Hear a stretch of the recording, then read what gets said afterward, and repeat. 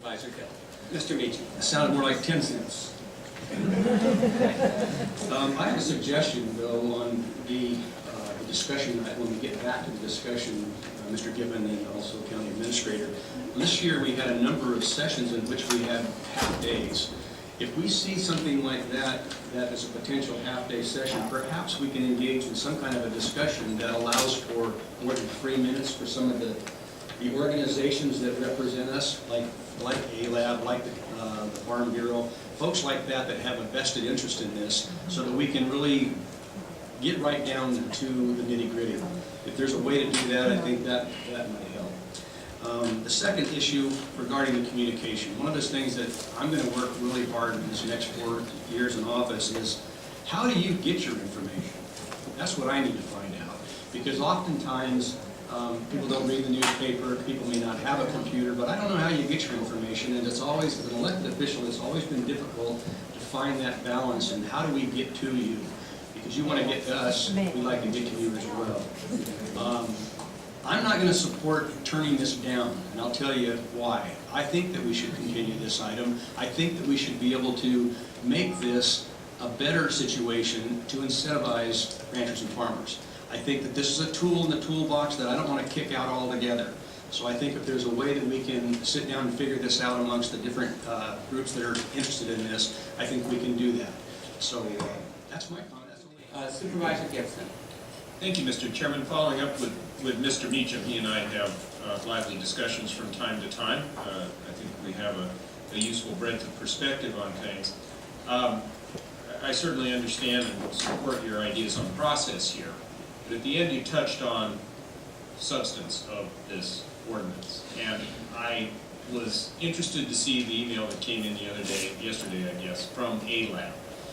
And I guess, as I said in my earlier comments, I can support continuing this. It's going to get continued by the nature that I see this straw vote going. But I can support that if we go into it with the understanding that the ordinance as it stands needs to be modified. I mean, if we're not on the same page as its need to be modified, then I wonder whether we're going to engage a process that's useful.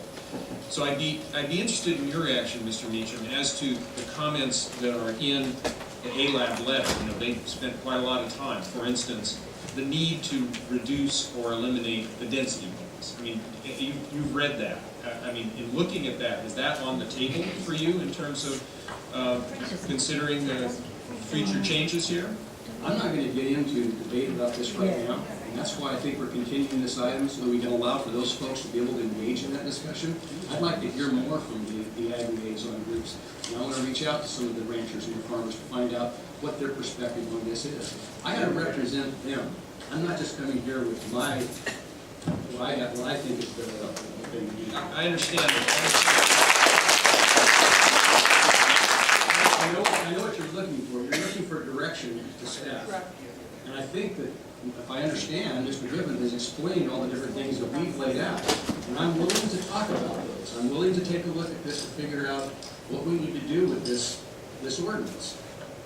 And that's pretty much where I'm going. And again, in terms of the framework here, that, you know, the issues were identified by a wide range of entities, well beyond this board. Yes, we're here to represent people. We're also here to do what's in the best interest of the county as a whole. I think that's very clear in our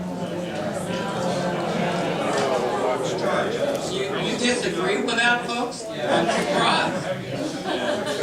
So we're just here to do what you want. You're here to represent the interest of the individual. Interesting. Okay. All right. So we do have Supervisor Hill. Thank you, Mr. Chair. I think it's time to move on with the continuing soft calendar. I think staff has adequate direction on all of the items, and I know that they're going to reach out to a fair number of folks who've been involved in the planning, and some other folks have been involved even in the preparation of this, and I'll recommend some, as others will too, to make sure that they are able to offer their opinion. One of the things that I think we did leave out too, and it might be interesting for people who are here today, is looking at the number of ag clusters, both major and minor, that we have in the county that are actually actually operational, that have been approved, that have been built, or in the process.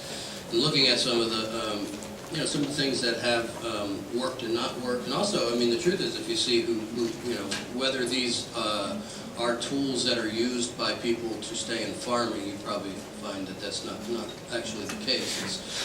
It's not at all the case, in fact. But those are, I think there's information to be gleaned from the actual ag clusters themselves that have been built.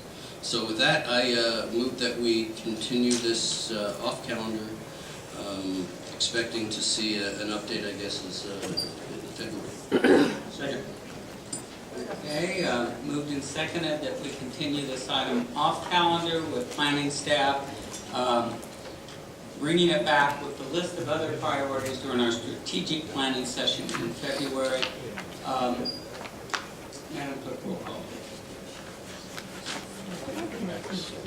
Mr. Hill? Yes. Mr. Meacham? Yes. Mr. Gibson? Yes. Mr. Teixeira? Yes, ma'am.